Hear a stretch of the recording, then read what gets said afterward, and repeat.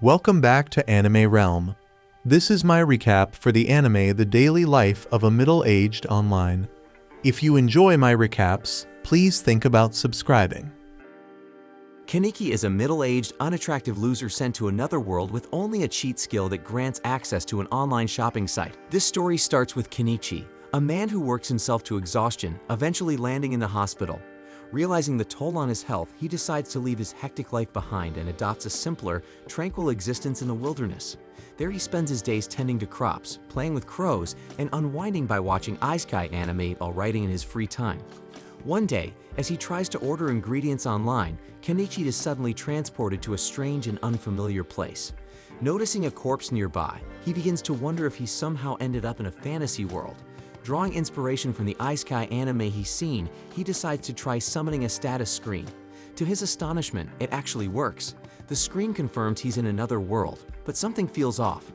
Unlike the status screens he's used to seeing in shows, it doesn't display health or magic points, nor does it list any skills. Instead, it shows only two options, one called Shangri-La, so Kenichi gets curious and clicks on it and is surprised to find that it's the very same online shopping site he often used in his old world. Then the other feature available is an item box. Testing it out, Kenichi stores some nearby weeds and finds that retrieving them is just as easy. Just then, Kenichi's stomach growls loudly, reminding him of his hunger, so he decides to try ordering food from Shangri-La, but unfortunately the screen prompts him to insert money, and Kenichi has none. Thinking quickly, he comes up with an idea. He tests whether he can trade items stored in his item box for cash. Sadly, the weeds he picked earlier have no value, leaving him frustrated and empty-handed. Growing desperate, Kenichi's eyes land on the sword sticking out of the nearby corpse. Though hesitant, he decides to trade it in, and to his relief the sword fetches nearly 100,000 yen, finally giving him the funds he needs to buy food. Kenichi then takes a moment to bury the corpse and thanks it sincerely for helping him survive in this strange new world. Afterward, Kenichi uses Shangri-La to purchase a bike, sturdy boots, and a compass to help him navigate. The compass guides him as he searches for a settlement to earn some money. While taking a break, Kenichi prepares a meal using the supplies he ordered and has a revelation. He can use Shangri-La to order goods and then sell them in this world for a profit, so it's the perfect plan to build his fortune. Kenichi enjoys his meal, but his peace is shattered when terrifying monsters emerge from the forest. He gets panicked and scrambles to find a weapon on Shangri-La, and the only option is a bow, but he doesn't know how to use one. He gets desperate and opts for fireworks instead, using them to scare the beasts and buy some time. When the fireworks only provide a brief reprieve, Kenichi quickly orders a slingshot. And to his amazement, it works perfectly, allowing him to fend off the monsters, and he emboldenedly keeps attacking until the wolves retreat. With his heart pounding, Kenichi grabs his gear and flees, using a headlamp he purchased to guide him safely through the dark. By the next morning, Kenichi is relieved to see a city in the distance. On his way, he encounters a merchant named Fuyu, who offers him a ride to the city. Kenichi accepts and introduces himself to another passenger. He explains his plan to do business in the city, but Fuyu is puzzled by his lack of equipment. But then Fuyu guesses that he must be one of those special people with an item box. The other passenger, eager to demonstrate, pulls an instrument from her own item box and begins singing a song about their journey, declaring that Kenichi's story is just beginning. Once in the city, Kenichi thanks Fuyu for the ride by gifting him some pepper. Fuyu is amazed but visibly uneasy, questioning if Kenichi plans to sell spices in the city. He warns Kenichi about Bacopa, a powerful spice syndicate that holds a monopoly on the market, so dealing in spices could attract dangerous attention.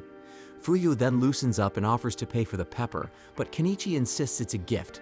But Fuyu, being a proud merchant, insists on paying, making it Kenichi's first sale.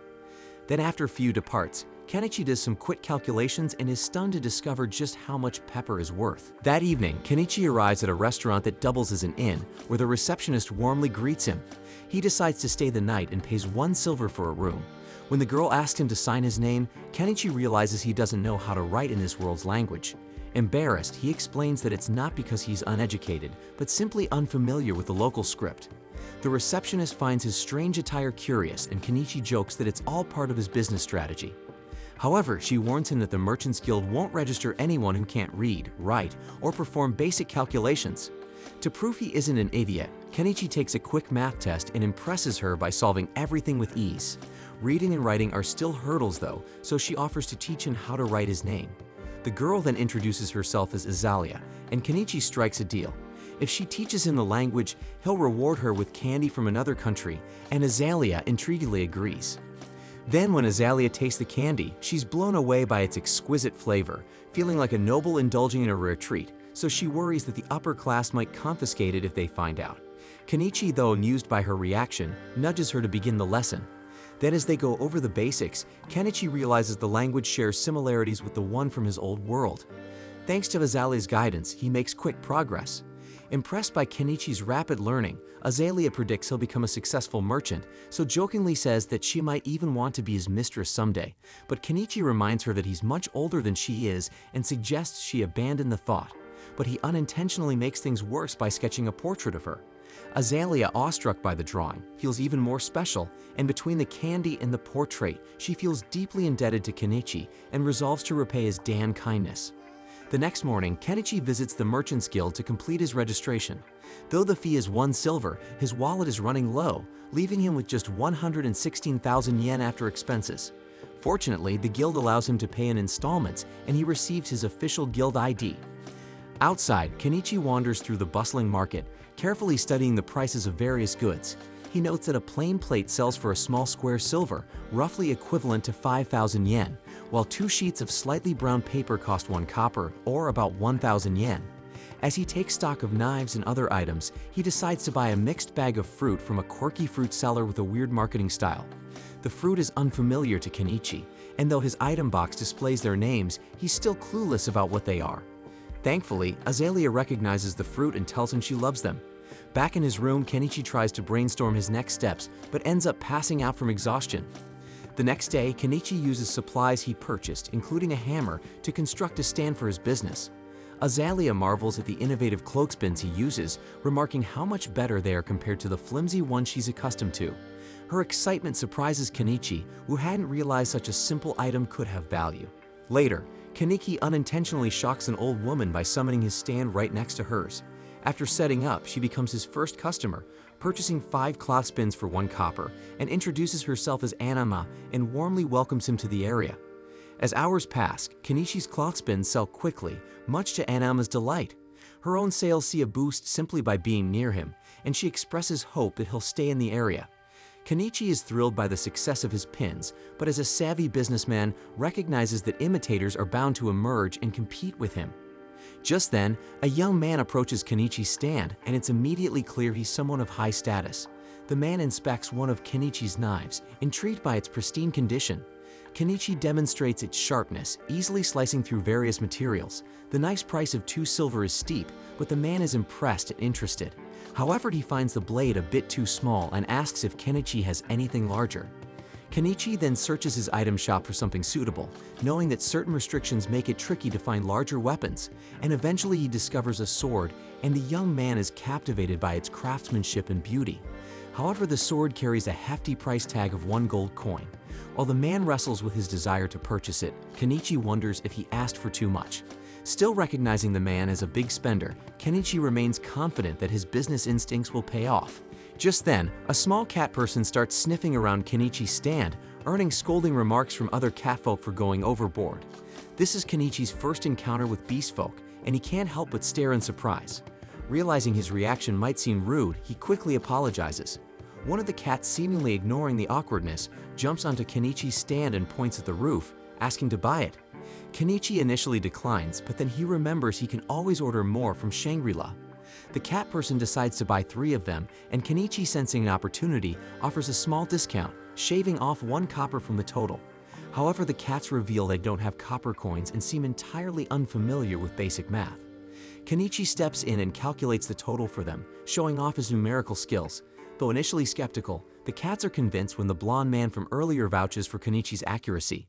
With the deal finalized, the blonde man also announces he's ready to buy the sword. That evening, Kenichi uses his earnings to pay for 5 full nights at the inn. Meanwhile, in a lavish estate, a noblewoman marvels at the clothespins her maid purchased, so she gets inspired and decides she wants to sell them through her company, and immediately seeks out her father to capitalize on the opportunity. Back with Kenichi, he prepares for a bath using a small tub he recently purchased. Browsing Shangri-La, he discovers drum baths and considers the idea of filling one with water and heating it over a fire for a relaxing soak. As he reflects on all the buying he's been doing, a thought strikes him. How does the online shop actually work? The light from the screen doesn't illuminate his surroundings, and he has no idea how the packages are delivered. So a creeping suspicion gnaws at him that the shop might eventually demand some kind of supernatural payment, perhaps even his soul. Unable to make sense of it all, Kenichi decides to give up worrying. Elsewhere, a disheveled girl wrestles a pigeon to the ground, hoping to secure her next meal, but suddenly a voice calls out to her, startling the girl, so she panics and starts running while silently pleading with God not to be discovered. The next day, Kenichi starts setting up his shop and decides to update his inventory. He adds some jewelry to the display, not valuable gemstones, but polished glass pieces that look attractive enough to turn a profit. While he's arranging everything, Margaret the maid from the previous day arrives, saying she's here to buy more cloth spins. Kenichi asks how many she needs and is stunned when she requests 100, but when he sees that she has the money ready, he finalizes the sale without question. As Kenichi packs up the pins, Margaret notices the jewelry and asks if the jewels are made from real diamonds. Kenichi explains that they're just polished glass, but their aesthetic appeal makes them popular. Margaret admires the craftsmanship and asks him to set one aside for her, promising to come back and purchase it later. Business continues smoothly for most of the day, but just as Kenichi prepares to close up, the beast folk from the previous day return. Their serious expressions put him on edge, and he worries they might be here to cause trouble. But before he can say anything, the cat girl Miley gets right up in his face and sniffs. She confidently announces to the others that she smells spices on him. The beast folk erupt in cheers, pleading with Kenichi to sell them some. Kenichi is immediately hesitant, and remembering the warnings about the spice syndicate, he knows that selling spices could bring serious consequences.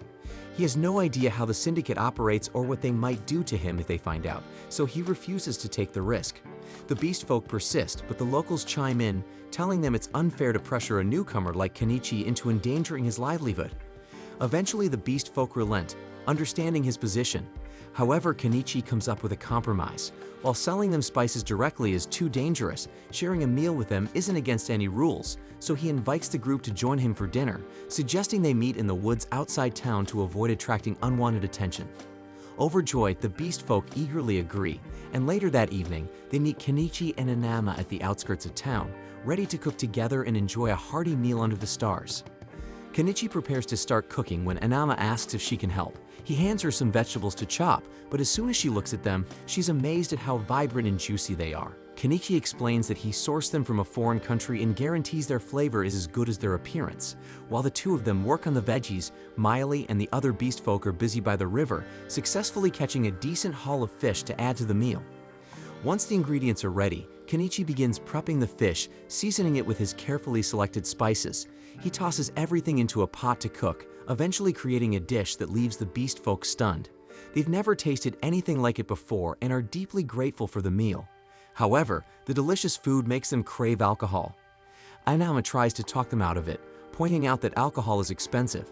But Kenichi sees no harm in indulging them a little, so he pulls out a bottle of cheap booze, pours them each a small glass, and makes them promise never to tell anyone about the meal he cooked for them.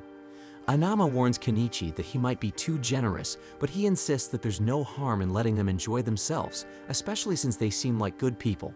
The night becomes lively as they drink together, laugh, and even bathe in the nearby river, but eventually everyone falls asleep under the stars. Miley, who has grown quite fond of Kenichi, decides to sneak into his bedroll to look for more special spices. The next morning, Kenichi returns to the inn, where Azalea is visibly upset. She scolds him for being out all night, clearly suspicious of his activities. Kenichi tries to explain that he was just hanging out with some beast folk outside of town. However, when Azalea spots Cat Lady fur clinging to his jacket, her suspicions grow. She accuses him of doing far more than hanging out and is furious that he chose to spend his time with a cat girl over her. Later that day, we see that when Kenichi sets up his shop for another day of business, Margaret arrives, but this time accompanied by Primula. At first, Kenichi is momentarily distracted by Primula's striking beauty, but when he spots Margaret standing behind her, he remembers they must be here to buy the necklace Margaret inquired about the day before. He retrieves it, and Margaret pays for it before handing it to Primula, who examines it closely. Primula is amazed by the necklace's craftsmanship, finding it hard to believe it isn't made from real diamonds, so she gets intrigued and asks if Kenichi has more of these in stock. Kenichi retrieves additional pieces from his inventory and lays them out for her to examine. Primula is impressed not only by the quality of his products, but also by the fact that he has an item box, a rarity that adds to his intrigue. She then introduces herself as the daughter of the owner of the Mallow Trading Company and expresses a desire to introduce Kenichi to her father, believing he would be interested in working with him. While Kenichi is intrigued by the opportunity to meet the head of a major trading company, he's hesitant to get involved with influential figures because he fears it could lead to complications. However, Anama reassures him, explaining that Primula's father is highly respected in town and known for his good character. Feeling more at ease, Kenichi agrees to go with Primula, and she invites him to join her in her carriage. As they travel, Primula shows Kenichi some clothespin replicas her craftsman attempted to create. While the wooden shape was easy enough to copy, the metal spring proved too complex to reproduce. Kenichi understands their difficulty, as even he doesn't know exactly how the springs are made, only that the process involves a high level of intricacy. Eventually, they arrive at Primula's home, and Kenichi is awestruck by the size of the estate. However, Primula downplays it, explaining that while it might seem impressive, it's modest compared to the mansions owned by the local nobility. Kenichi and Primula then enter the mansion and are greeted by her father Mallow, a composed and charismatic man. After exchanging pleasantries, Mallow invites Kenichi to sit so they can discuss business, and once Kenichi is settled, he shows Mallow some of the jewelry he has in stock, and like Primula, Mallow is impressed by the craftsmanship. Primula also mentions Kenichi's item box, which intrigues Mallow. He reveals that he owns an item box as well, crediting it as one of the key tools that allowed him to build his trading company to its current success. Mallow points out that if Kenichi uses his item box wisely, he could achieve great things too, though it seems Kenichi is currently only using it for storing supplies. Mallow then gets to the point. He wants to discuss the possibility of Kenichi becoming the official supplier for the Mallow Trading Company. Kenichi, having anticipated a proposal like this, assumes Mallow intends to market his products for maximum profit. However, Kenichi questions why Mallow didn't simply buy items from his store at a low price and resell them for a higher margin. Mallow admits he could have done that, but he considers such tactics underhanded. If Kenichi ever discovered his goods were being resold without permission, it could damage their relationship. Additionally, by negotiating directly, Mallow gains a competitive edge over other traders who might approach Kenichi in the future. Satisfied with Mallow's reasoning, Kenichi listens as Mallow offers him 50% of the retail price for his goods. While Kenichi could push for a higher percentage, he's content with the offer, considering he's already earning significant profits through his online store. He agrees to the deal, and the two shake hands to seal the agreement. After signing the supply contract, Kenichi delivers his first batch of items, earning over 1 million yen worth of coins in the process. As they discuss future plans, Primula spots the beautiful jewels in Kenichi's stock and immediately falls in love with them. She asks Mallow for permission to purchase them for herself, and Mallow sees no issue with it. Primula offers Kenichi 10 gold coins, equivalent to 2 million yen, for the jewels, and this transaction gives Kenichi his first ever 8-figure bank balance since arriving in this world. Encouraged by his newfound financial success, Kenichi decides to start building the peaceful life he's dreamed of by purchasing a home from his online store. The next day, Kenichi leaves the city walls and ventures into the forest to search for the perfect spot to set up his new home. But before heading out, he explains his plan to Azalea so she won't worry, but she finds it odd that he willingly chooses to live in the dangerous forest instead of the safety of the city. But Kenichi reassures her that he won't be too far from the city walls, and she thinks he is really an odd one. After some exploration, he finds a suitable location and begins clearing the area by purchasing a weed whacker from his store. However, he quickly runs into a common issue: fuel costs. While most items in his store are surprisingly affordable, fuel is just as expensive here as it was in his previous world. Resigned to the cost, Kenichi pays for the fuel and continues working until he successfully clears a path in and out of the forest. Next, he turns his attention to the trees. To tackle them, Kenichi buys a chainsaw and starts cutting them down one by one. After several grueling hours of work, he manages to fell a significant number of trees, but when he tries to store the logs in his item box, he encounters another problem. The trees are too long to fit. Frustrated but determined, Kenichi brings out the chainsaw again and cuts the logs into shorter 10-meter pieces that fit neatly into his item box. With most of the tree removal complete, all that's left are the stumps. However, with the sun already setting, Kenichi decides to call it a day and return tomorrow. The next morning, Kenichi returns to tackle the stumps. He starts digging but quickly realizes it's far too much work for someone his age. Unwilling to wreck his back, Kenichi decides to buy a backhoe from his store. But when it arrives, he stares at the massive machine. feeling both impressed and regretful because he just spent 1.2 million yen on heavy machinery to avoid manual labor, so he starts to feel a little regret. However, Kenichi realizes that the amount of effort it saves him might actually make it a worthwhile investment after all. Kenichi then starts the backhoe's engine but quickly realizes a major problem. It runs on diesel, and his store doesn't sell diesel fuel. Panic sets in as he considers the massive waste it would be if the machine became useless after spending so much money on it. Thinking quickly, Kenichi recalls that diesel can be homemade by mixing kerosene with additives. However, he hesitates, knowing that getting the proportions wrong could ruin the backhoe's engine. To play it safe, Kenichi decides to test his mixture on a diesel generator first. He carefully fills the generator's tank with his concoction, starts it up, and to his relief, it works perfectly. Confident his homemade diesel will work for the backhoe, he plans to return the next day to finish clearing the forest. That night, Kenichi realizes another issue. The sheer number of bugs in the woods is unbearable. Determined to solve the problem, he visits a local magic shop the next day to purchase some bug-repellent magic stones. The shop's wizard owner greets Kenichi and asks where he's from since he hasn't seen him around before. Kenichi explains that he's a foreigner who recently opened a shop in town and is looking for bug-repellent stones. The wizard informs him that the stones cost 3 silver coins, which Kenichi finds expensive. Hoping to strike a deal, he offers the wizard 2 oranges as part of the payment. The wizard, intrigued by the exotic fruit he's never seen before, agrees to the trade and lowers the price. Later, Kenichi discusses the wizard with Anama, who tells him the wizard is well known for his vast knowledge and is a good person to befriend. She contrasts this with the town's most infamous figure, Shaka, the leader of a notorious bandit group. His wanted posters are plastered everywhere, and the reward for his capture is huge. And that same night, Shaka organizes a raid on a carriage transporting slaves, leaving everyone wondering what he plans to do with them. The following day, Kenichi returns to the forest, finally ready to use his backhoe. His earlier regrets vanish as he discovers how much easier the machine makes his work and how much fun it is to operate.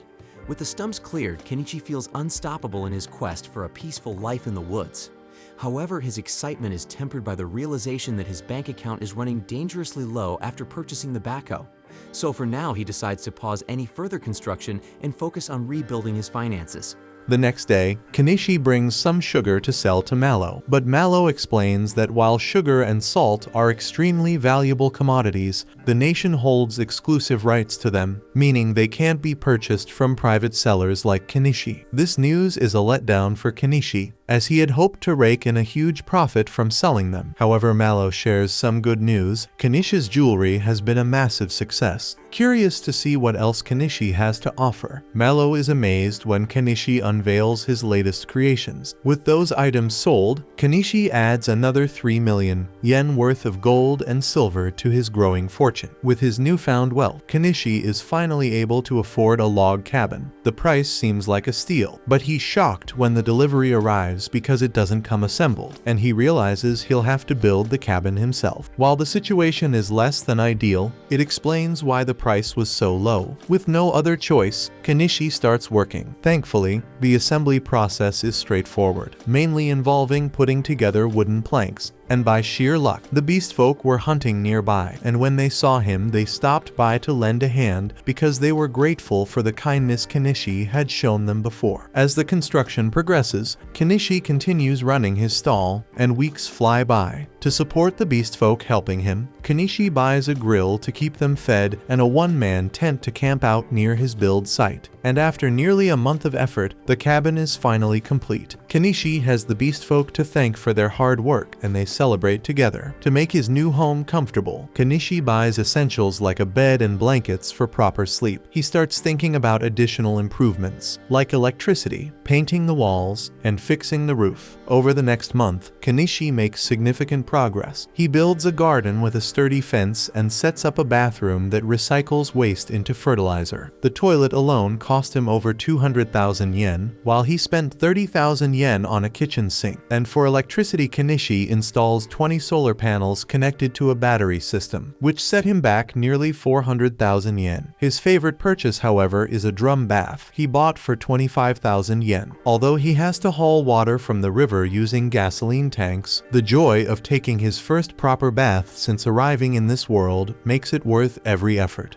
Kenichi takes a moment to appreciate the fruits of his labor. This is the epitome of slow, living a peaceful life in another world as the ruler of his own little domain. With a satisfied grin, he declares that his idyllic new life has officially begun. Later, Kenichi thanks Azalea as he prepares to leave the inn, explaining he won't be staying there anymore. However, she insists she's the one who should be thanking him. The next morning, Kenichi sets off with the camera he bought to take pictures of the wilderness. He couldn't be happier with his slow, idyllic life, but his peace is short-lived. While wandering, Kenichi accidentally triggers a trap and soon finds himself dodging a hail of arrows. He realizes he's under attack by beast folk who have noticed him living in the forest. As they discuss killing him, Kenichi fully grasps the harsh reality of this world. Determined to survive, he goes on the offensive, pulling out his slingshot and firing off several shots Rambo style. He scares the beast folk further by using fireworks, then terrifies them into retreating with his backhoe. After the commotion, Kenichi stumbles upon an injured cat, which was struck by one of the beast folk's arrows. The cat, clearly wary of him, refuses to let Kenichi get close.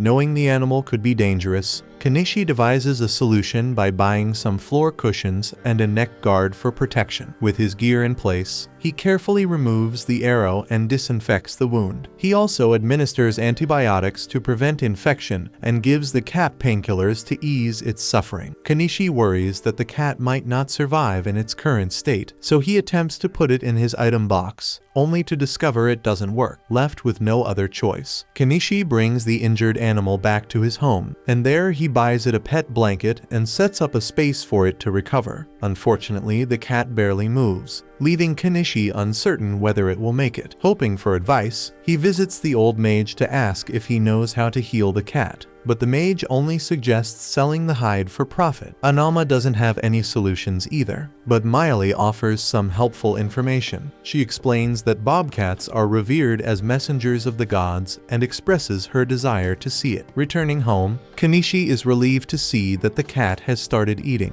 Miley identifies the attackers as dogmen responsible for firing the arrow, and to stop the cat from licking its wound, Kenichi buys it a collar. Impressed by Kenichi's kindness, Miley decides to thank him on the bobcat's behalf. She then hunts down some birds, and Kenichi prepares them on a portable grill, and after seasoning the meat, Miley takes a bite and is blown away by the flavor. She then asks to stay the night so she can help keep an eye on the bobcat and doesn't even mind that Kenichi only has one bed. Days later, the bobcat shows signs of a full recovery, so Kenichi shifts his focus to farming. He buys plants and fertilizer from Shangri-La, but realizes that hauling water from the river every day would be a nightmare. To solve this, he starts planning to dig a well. That night, Kenichi has a peculiar dream and wakes to find the bobcat nudging him. It seems to have fully healed and wants to go outside, and when he opens the door, it dashes off into the wilderness, and Kenichi wishes it well in its new life. With the bobcat gone, Kenichi decides to take a short break from his stall and focuses entirely on digging the well. To do this, he purchases an earth drill and an electric well pump. After a week and 50,000 yen spent, Kenichi finally has running water. Just as he's enjoying this success, Primula shows up, saying she hadn't seen him at the market. She explains that Miley told her where to find him and is astonished by the impressive setup he's built, and particularly curious about the giant metal object behind his house. Kenichi quickly improvises, calling it his loyal servant and claiming it's his familiar. Primula takes him at his word, now convinced that Kenichi can use magic. Kenichi, sensing the misunderstanding, rolls with it and asks her to keep this secret to herself. He then points out that the city gate is about to close for the night and guesses that she intends to stay at his place. Primula cheekily turns the tables, acting as though it was Kenichi who invited her to stay. Kenichi warns her that he only has one bed, but Primula shrugs it off, clearly unfazed. She's also astonished to learn that Kenichi has a bath, which only sweetens the deal. Later that night, Primula nervously gets into the bath, but panics when the darkness spooks her, so she calls out for Kenichi and insists he stay nearby to ease her nerves. Kanishi makes sure she's comfortable, but when he tries to leave, she stubbornly refuses to let him go, so he suggests she take a bath during the day if she's afraid of the dark, but Primula refuses to miss the opportunity. Kanishi then reminds her that they don't know each other well, and that he could be dangerous. However, Primula brushes off his warning, saying she's heard from Miley all about the kind things he's done for the bobcat. Later that night, Kanishi buys Primula a bathrobe, and she immediately suggests they sell it. While Kanishi wasn't planning on selling bathrobes, Primula insists that their customers would love such a luxurious product. After some thought, Kanishi agrees to a limited sale, and Primula beams with gratitude. He then buys an 8,000 yen nightgown, leaving her stunned by its softness and quality. She even jokes that with goods like this, Kanishi could become the top merchant in the entire kingdom. Kanishi, however, quickly dismisses the idea, pointing out that attracting the attention of nobles would bring nothing but headaches. He just wants to earn enough to enjoy a quiet, peaceful life filled with good food. Understanding his worries, Primula promises that the Mallow Company will never reveal him as their supplier. Later, Kanishi surprises her by sketching a quick but flattering portrait of her, and the two head to bed. In the middle of the night, Primula quietly whispers to see if Kanishi is awake, but he pretends to be fast asleep because he knows exactly what she wants. Meanwhile, the mysterious girl from earlier is shown being mistreated by Bandit. Shaga, the bandit leader, seems pleased with their loot and listens as his men tell him they've just received a new job. The following day, Kanishi escorts Primula back home, knowing full well that her father will have questions about her spending the night at his place. However, Kanishi is taken aback when Mallow simply thanks him for taking care of his daughter. Mallow admits he'd been worried about her and jokes about who she could possibly take after. Kanishi then presents Mallow with the bathrobes, which he explains are made with exceptional materials. He even pulls out a sample of hot lingerie as a joke and says that this shit would make any man who sees it look like The Rock. But Mallow looks so overwhelmed that Kanishi quickly clarifies he wasn't serious. Just then, a maid walks in carrying a stack of documents. Mallow explains that the nation has implemented a new system for keeping ledgers, forcing him to rewrite them. He mentions that this system, called double-entry bookkeeping, was invented in the neighboring empire. This revelation shocks Kanishi, as he recognizes double-entry bookkeeping from his old world. Mallow further explains that the empire's rapid growth is thanks to the inventions of a mysterious man. Mallow then invites Kanishi to join him as he reviews a new prototype product he recently purchased. Kanishi is stunned when he sees that the prototype is a pitcher pump, and Mallow is impressed that Kanishi already knows about it. Kanishi, however, is shocked because this pump is something straight out of his old world. The realization that two such items double-entry bookkeeping, and now the pitcher pump exist here, makes Kanishi wonder if someone else from his old world has been reincarnated in this one. Feeling a mix of frustration and competitive spirit, Kanishi tries to showcase a new type of vehicle design, hoping to impress them. However, the attempt backfires as they burst into laughter, assuming his odd-looking sketch was a joke. Primula, on the other hand, begins visiting Kanishi more frequently, often staying overnight. Then one evening, she reveals that she will be leaving on a month-long business trip, and during their conversation, Primula boldly asks for that hot see-through clothing piece Kanishi had shown her earlier. Surprised, Kanishi jokingly assumes there's a special guy she wants to impress.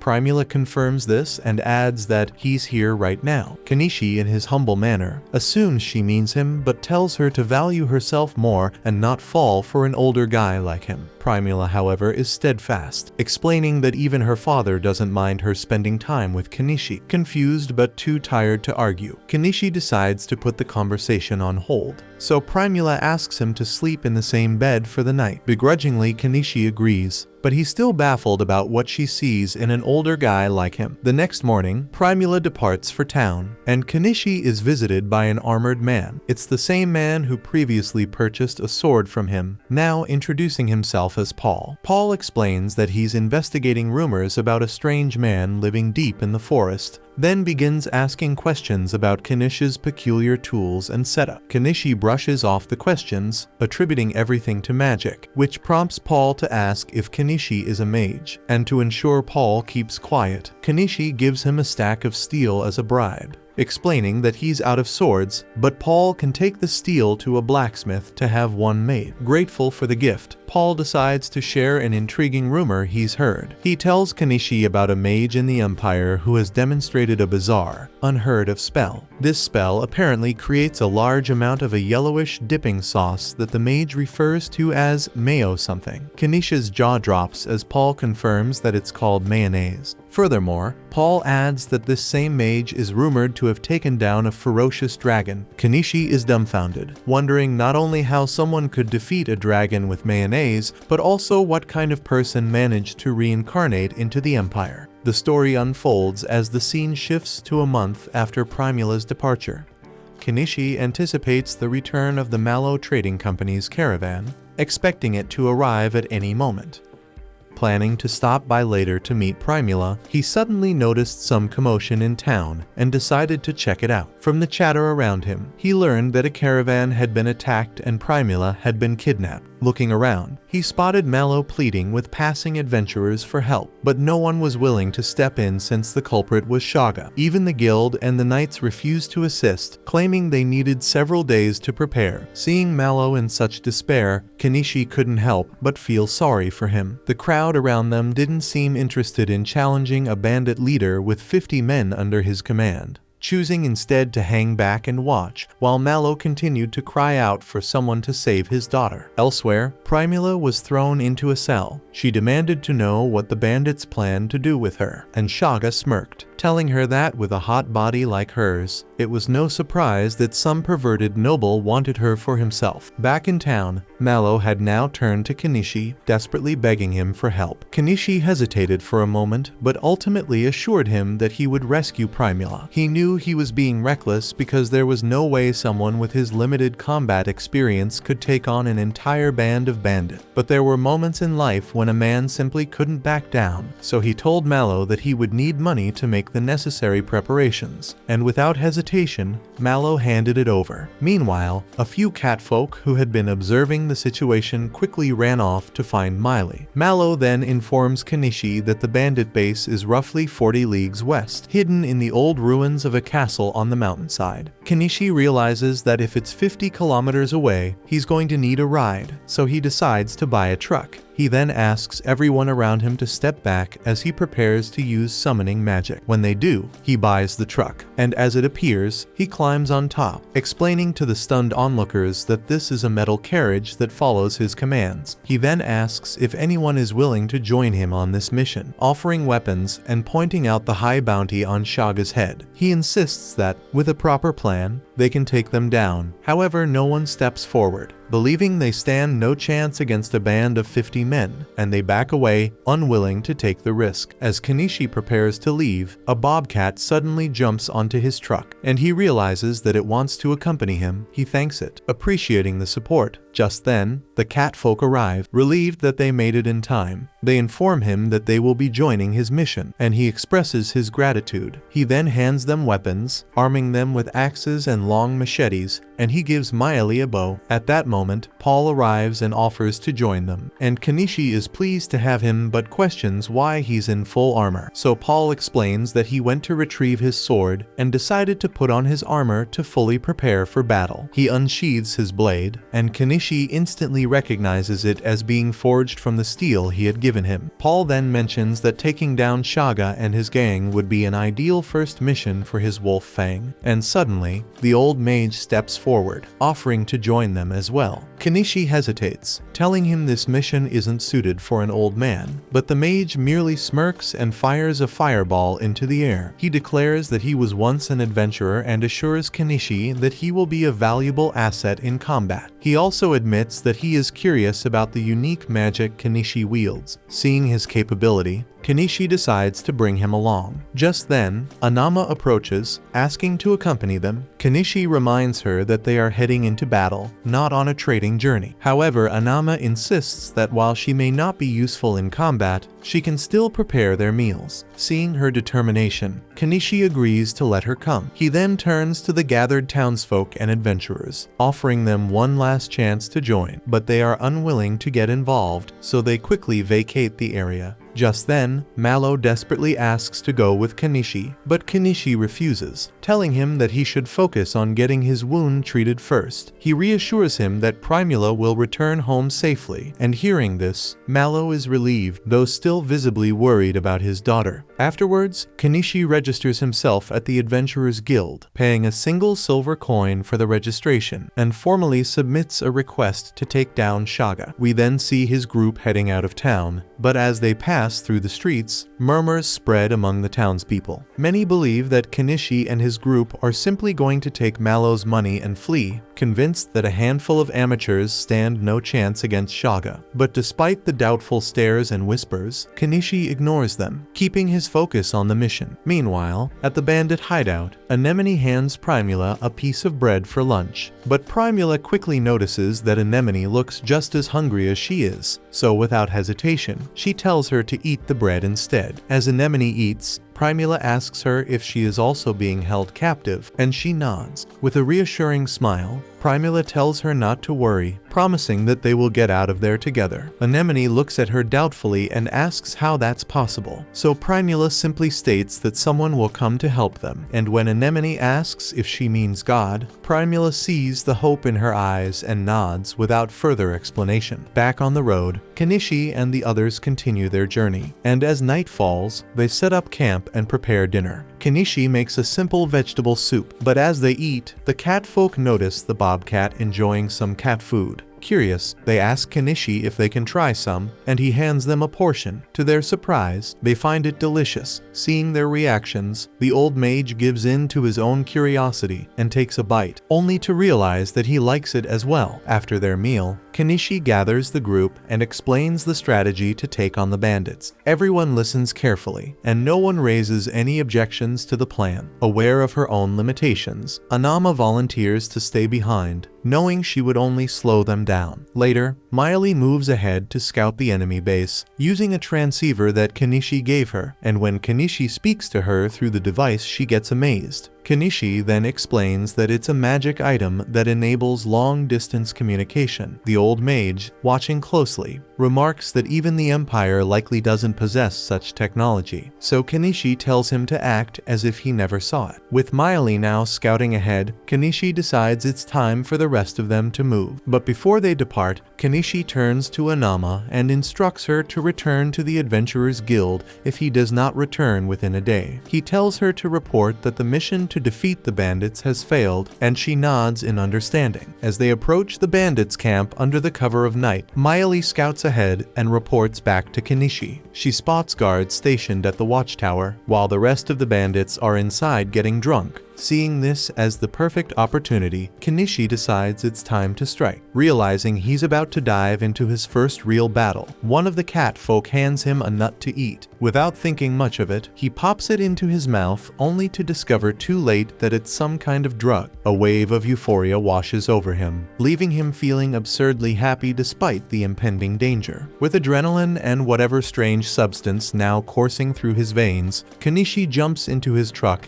and gives Miley the signal to take out the watchtower guard. The bandits stationed there notice the approaching vehicle, mistaking it for some kind of monster, but before they can raise the alarm, Miley expertly takes them down with precise shots. She swiftly returns to the truck just as the old mage steps up, unleashing an explosion spell that obliterates the castle gate. The blast shakes the entire camp, sending the drunken bandits scrambling in confusion. Kenichi is impressed and asks for another explosion spell, but the old mage regretfully informs him that he's out of juice. With no time to waste, the rest of the group charges in. The cat folk slice through the panicked bandits with ease, while the knight tests his new sword on them. A bandit then attempts to ambush Kenichi, but the bobcat leaps to his defense, and Miley finishes the attacker off with a quick shot. The commotion draws out even more bandits, but Kenichi is prepared. With a wicked grin, he summons his backhoe and drives it like a maniac straight at them. The monstrous machine barrels toward the terrified bandits, sending them screaming in all directions. As Kenichi and his team continue cutting down the opposition, it becomes painfully clear that these bandits are little more than second second-rate thugs because they can't even put a dent in his group, while wreaking havoc with the backhoe. Kenichi corners a few fleeing bandits and demands to know where Primula is. As he forces the machine into a secluded section of the camp,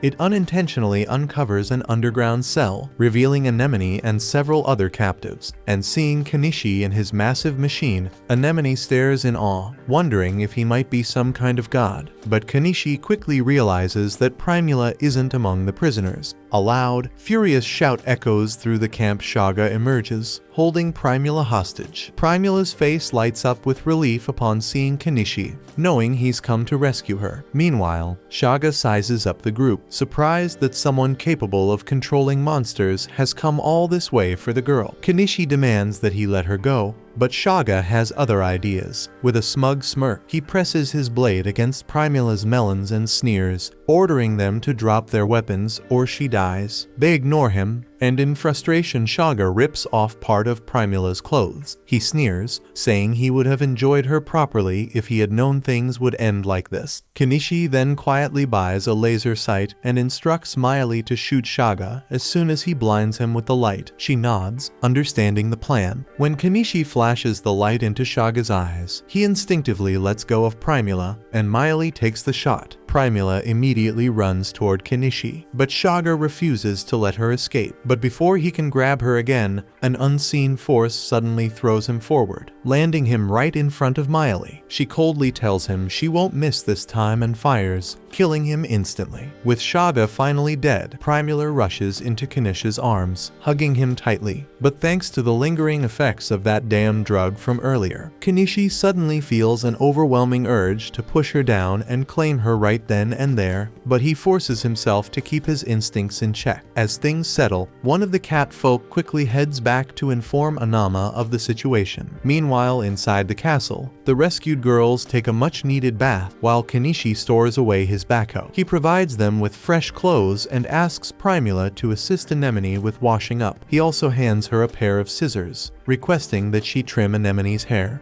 Seeing the scissors, Primula's merchant instincts immediately kick in, and she asks if she can sell them through her company. In her excitement, she accidentally lets her towel slip. While Kenichi thinks she truly has the mind of a merchant, the other girls quickly alert her, and she gets embarrassed. After their bath, the girls emerge looking refreshed, and Anemone appears completely transformed. Kenichi introduces himself and asks for her name, and as they talk, the group pieces together that a noble was behind the kidnapping. Anemone then hands a letter to Paul, and upon reading it, the old mage realizes why the guild and the knights delayed taking action. It was because of noble interference. Kenichi praises Anemone for her bravery in revealing this information. Later, Anama arrives at the castle, relieved to see that everyone is safe. She notices how small Anemone is and comments that the girl is the same age her child would have been if they were alive. Kenichi is surprised to learn that she once had a child, and Anama solemnly explains that she did, but she passed away during the plague. That night, as everyone settles in to rest, Kenichi lays down exhausted. He notes that there was some grim discussion earlier about disposing of the bandit corpses, but he's too damn tired to think about it now. And with that, he drifts off to sleep, ready to return to Dahlia in the morning. That concludes this episode. Thank you for watching. If you want to see the next part, be sure to subscribe to the channel and turn on the notification bell.